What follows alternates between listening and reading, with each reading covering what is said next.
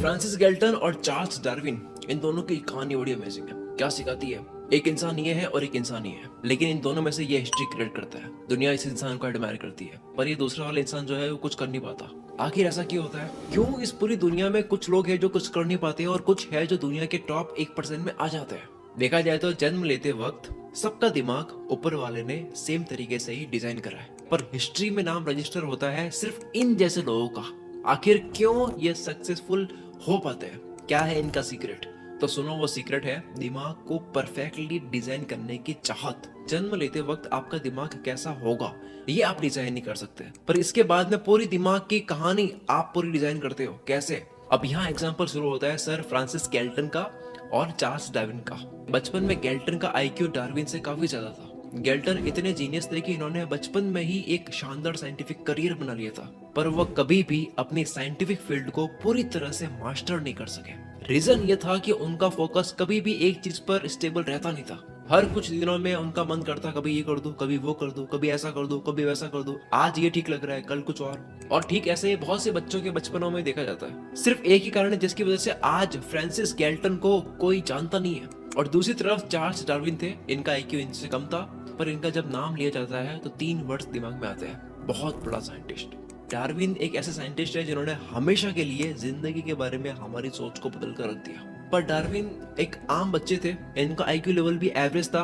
ये खुद मानते थे कि मेरे अंदर चीजों को जल्दी समझने की कोई काबिलियत नहीं है। गैल्टन के कंपैरिजन में डार्विन के पास में कोई काबिलियत नहीं थी। तो फिर कैसे डार्विन दुनिया के इतने बड़े साइंटिस्ट बन गए जिनको पूरी दुनिया जानती है? अब इसको समझने के लिए इनकी जिंदगी सुनो। बचपन से ही डार्विन का शौक था बायोलॉजिकल सैंपल्स कलेक्ट करना। इनके पापा डॉक्टर थे जो चाहते थे कि मेरा लड़का मुझसे भी बड़ा डॉक्टर बने, इसीलिए डार्विन को यूनिवर्सिटी ऑफ एडिनबर्ग में एनरोल करा दिया। पर डार्विन को इस यूनिवर्सिटी में सिर्फ अंधेरा दिख रहा था। उनका कोई इंटरेस्ट नहीं था डॉक्टर की किताबों में। उनकी जिद थी कि वो डॉक्टर नहीं बनना चाहते थे। डार्विन के ऐसे बिहेवियर से इनके पापा काफी परेशान भी हो गए थे और उन्हें लगता था कि यार इस जिद की वजह से उनका बेटा कभी आगे नहीं बढ़ पाएगा। और फिर जब कोई रास्ता समझ नहीं आया तो उन्होंने चार्ल्स डार्विन को चर्च में काम दिलाने का फैसला किया। पापा का हुक्म मानकर इन्होंने यूनिवर्सिटी से चर्च शिफ्ट होने की तैयारी कर दी। लेकिन तभी उस यूनिवर्सिटी के एक प्रोफेसर ने इन्हें बताया कि एक रॉयल नेवी शिप है HMS बेगल, जो जल्द ही दुनिया घूमने जा रही है और उस शिप में बायोलॉजिस्ट की जरूरत है जो प्लांट्स और एनिमल्स के सैंपल्स कलेक्ट करके ऑब्जर्वेशन के लिए इंग्लैंड भेज सके।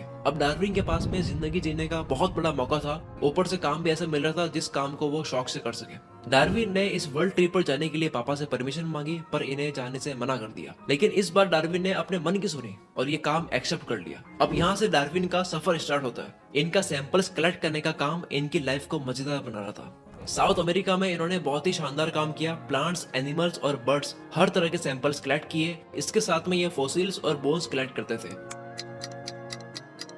डार्विन अपने सारे सवालों के जवाब उस बायोलॉजिकल स्पेसिमेंस के कलेक्शन में ढूंढ रहे थे। उन्होंने अपनी सारी एनर्जी इसी काम में लगा दी और इतने सारे सैंपल्स कलेक्ट किए कि उनके दिमाग में एक थ्योरी बननी शुरू हो गई। 5 साल समुद्र में बिताने के बाद डार्विन इंग्लैंड लौट आए और बाकी की बची हुई जिंदगी अपनी इवोल्यूशन थ्योरी को बिताने में लगा दी। इस प्रोसेस में बहुत से चैलेंजेस इनको फेस करने पड़े। उस समय विक्टोरियन और एडवर्डियन की लिटरेचर थ्योरीज इंग्लैंड में चलती थी और इतने बड़े लोगों के सामने अपनी थ्योरी को प्रूव करने के लिए डार्विन को अपनी पॉलिटिकल और सोशल स्किल्स बहुत डेवलप करनी पड़ी, जिसके बाद में फाइनली इनकी मेहनत रंग लाई और डार्विन की थ्योरी पूरे वर्ल्ड में फेमस हुई और एक्सेप्ट हुई।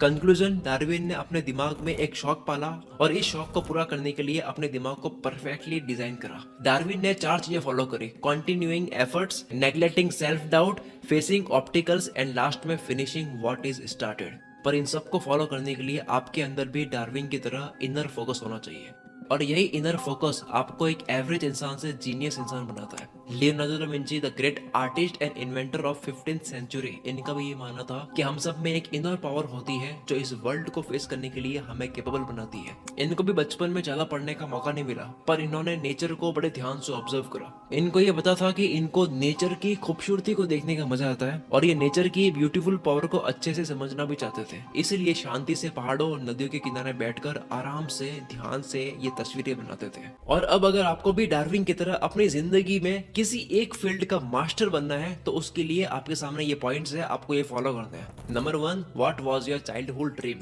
जब आइंस्टाइन केवल 5 साल के थे तो उनके पापा ने इनको कंपास गिफ्ट किया था और वो कंपास उन्हें इतना पसंद आया था कि उसकी सुई से ये कंप्लीटली मिसमर्ज्ड हो गए थे। दिन भर आइंस्टाइन के दिमाग में कंपास की सुई घूमती रहती थी कि क्यों कंपास को इधर उधर हिलाने से इसके अंदर की दिशा बदल जाती है। यही सारे थॉट्स चलते रहते थे इनके दिमाग में। आइंस्टाइन ने सोचा कि कोई ऐसी मैग्नेटिक फोर्स है जिसकी तरफ ये सुई इंडिकेट कर रही है, पर इस मैग्नेटिक फोर्स को आंखों से देख नहीं सकते। इस बात पर इन्होंने बहुत ज्यादा सोचा। इन्होंने सोचा कि क्या ऐसी कोई भी शक्तियां हैं दुनिया में जो नहीं देखी जा सकती है।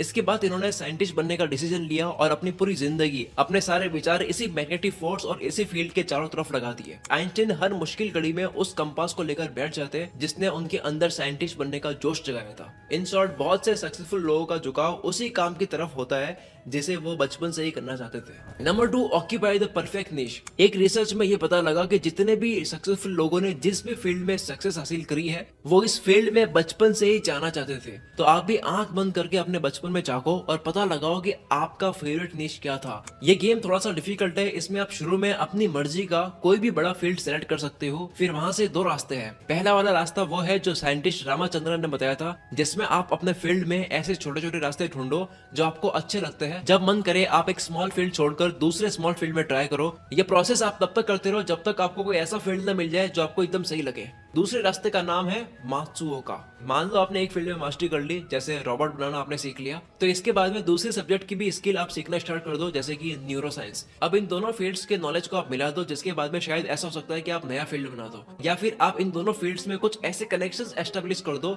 जो अब तक किसी ने नहीं करे। अब आपके ऊपर है कि आप चाहो तो इन दोनों में से कोई भी रास्ता चुन सकते हो, जिसके बाद आप एक ऐसे फील्ड में होगे जिसमें आपको कोई कंपटीशन नहीं होगा। आपको वो करने की आजादी होगी जो आप करना चाहते हो। आप उस फील्ड में अपना खुद का एजेंडा सेट कर सकते हो और ये पूरी फील्ड आप कंट्रोल कर सकते हो। Number 3, avoid the false path. कुछ लोग पैसा कमाने के लिए वो करियर ऑप्शन चूज कर लेते हैं जिसमें उनका कोई इंटरेस्ट नहीं है, लेकिन उसके अंदर पैसा देखते हैं वो। या कुछ लोग अपने पेरेंट्स के प्रेशर में आकर के वो प्रोफेशन चूज कर लेते हैं। हम सब ने 3 इडियट मूवी देख रखी है कि कैसे फरहान वाइल्ड लाइफ फोटोग्राफर बनना चाहता था, पर पेरेंट्स के प्रेशर में उसे इंजीनियरिंग करनी पड़ी, जिसमें ना तो वो खुश रहा और ना ही उसने अच्छा परफॉर्म किया। इसलिए whenever you are thinking about your career choice, then never think about your family pressure. और हाँ, आपको कोई भी ऐसा फील्ड चूज नहीं करना है जिसके अंदर आपको पैसा दिख रहा है, क्योंकि अल्टीमेटली आप पैसा तो कमा लोगे लेकिन आप खुश नहीं रहोगे। हमेशा आपके ऊपर काम करने का प्रेशर रहेगा और जिसको आप एंजॉय भी नहीं कर रहे हो और ना आप पैसा एंजॉय कर पाओगे। Number 4, change your decision on time. अगर आपने कोई भी गलत करियर चूज कर लिया जिसमें आपको कोई इंटरेस्ट नहीं है, तो उसको आपको पहले ही बदल देना चाहिए, क्योंकि रॉन्ग प्रोफेशन आपको कभी कामयाबी दिलाएगा नहीं, क्योंकि आप अच्छे से काम करोगे नहीं। ऐसा ही कुछ हुआ था फ्रेडी राउच के साथ में। इन्होंने फाइटर बनने की सोची थी, इन्होंने बहुत तगड़ी ट्रेनिंग करी, एक अच्छा कोच लगाया, और फिर भी ये हर फाइट हार जाते थे, जिसके चलते इनको अपना बॉक्सिंग करियर छोड़कर एक टेली मार्केटिंग कंपनी में जॉब करनी पड़ी। बट अभी भी इनके दिमाग से बॉक्सिंग का भूत उतरा नहीं था, इसलिए फिर से इन्होंने अपने कोच के सेंटर जाना शुरू कर दिया, पर इस बार खुद की बॉक्सिंग के लिए नहीं, दूसरे फाइटर्स को सपोर्ट करने के लिए, नए फाइटर्स को ट्रेनिंग देने के लिए गए। धीरे धीरे ऐसे ही कुछ समय के बाद में इनको रियलाइज हुआ कि मुझे लोगों को बॉक्सिंग सिखाना ज्यादा अच्छे तरीके से आता है बजाय खुद लड़ने के। जब इन्हें ये रियलाइजेशन हुआ तो इन्होंने इसी पर काम करना शुरू कर दिया, और फिर ऐसा वक्त आया कि वो अपने टाइम के बेस्ट ट्रेनर बन गए। 5वां और सबसे आखिरी पॉइंट है, डोंट ऑप्ट फॉर शॉर्टकट्स। जब आप सही काम चुनकर उसमें मेहनत करोगे तो 10 तरह के डिस्ट्रैक्शन चारों ओर से बार बार आपको डिस्टर्ब करेंगे। डिस्ट्रैक्शन से डिस्टर्ब इंसान तब होता है जब उसको अपनी फील्ड में डिफिकल्टीज दिख रही होती है। इस वक्त इंसान शॉर्टकट लेना चाहता है या वो अपना फील्ड चेंज करना चाहता है, और इस वक्त अगर आप भटक गए तो कभी भी आप अपने पाथ पर फिर से आ नहीं पाओगे, क्योंकि भटकना आपकी हैबिट हो जाएगी। इसलिए ये बात रिमाइंडर की तरह अपने दिमाग में सेट कर दो कि अगर जब समझ आ गया कि यही फील्ड मेरा है तो उसके अंदर आपको बहुत टाइम तक लग जाना है।